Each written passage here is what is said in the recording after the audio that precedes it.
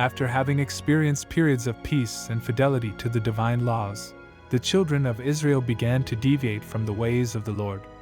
After the death of Joshua, the leader who guided them after the departure of Moses, the Israelites began to forget the teachings and commandments of the Lord. They allowed themselves to be seduced by the idolatrous practices of the neighboring peoples, abandoning the commands and precepts that God had given them. This rebellion and disobedience did not go unnoticed in the eyes of God. Seeing their unfaithfulness, the Lord allowed Eglon, the king of Moab, to dominate and oppress Israel. With the help of the Ammonites and Amalekites, this monarch launched an attack against Israel and took possession of the city of palm trees. The Israelites found themselves subdued under the power of Moab, experiencing the consequences of their disobedience.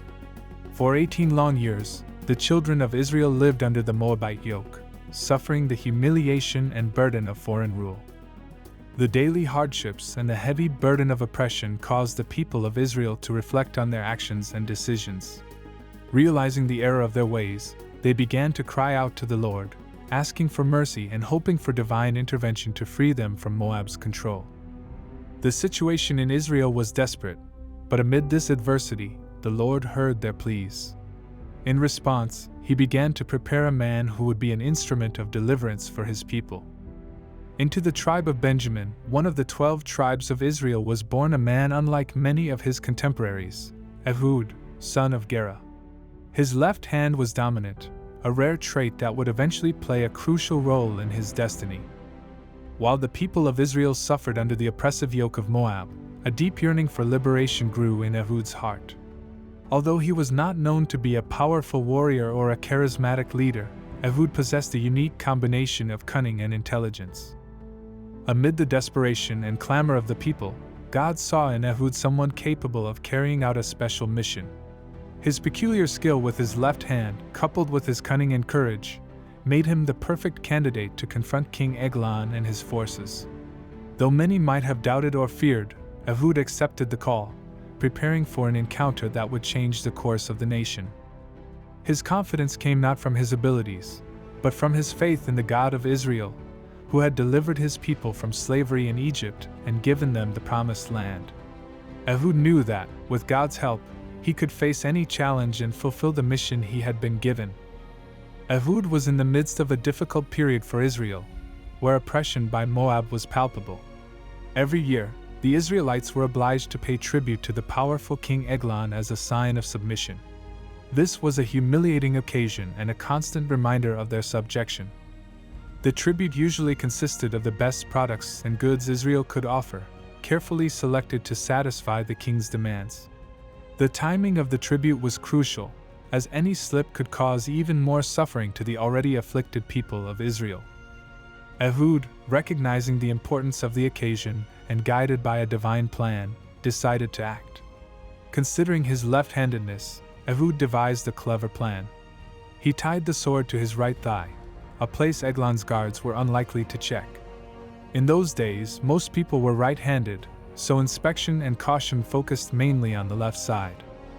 With everything ready, Ehud joined the delegation in charge of carrying the tribute to Eglon's palace in the city of Moab. As he walked to the palace, his mind was focused and his heart confident that the Lord would be with him on his mission. After presenting the tribute to the king, most of those present thought it was all over, and that they would simply leave and return the following year. Ehud, after presenting the tribute to Eglon, withdrew momentarily from the king's presence. However, in his heart burned a clear mission. He had to free his people from the oppression of the Moabites. That mission required him to confront the king again, in much more dangerous circumstances. With the excuse of having a secret message for the monarch, Ehud requested a private audience. Eglon, curious and hoping to hear important words, accepted Ehud's request. One can imagine the pounding of Ehud's heart, knowing what he was about to do. The room was silent, interrupted only by the soft murmurs of the two men. Ehud said, "O king, I have a secret message for you from God." Eglon's curiosity was aroused. He wanted to hear this mysterious message Ehud claimed to have from God. Eglon, confident in his position and power, dismissed all his guards and servants to listen privately to the message Ehud had for him. With the confidence that came from his faith in God and his mission, Ehud approached the king. Without hesitation, he quickly drew the sword he had hidden in his right thigh. In an agile and precise movement, he thrust it into King Eglon's belly. It was such a surprising act that Eglon had no time to react. The sword was thrust in with such force that the handle was hidden inside the monarch's body. After perpetrating the audacious act against King Eglon, Ehud knew he could not waste any time. He carefully locked the doors of the king's chamber, making sure that no one could easily enter. Meanwhile, the king's servants, unsuspecting of what had happened inside, thought their master was resting.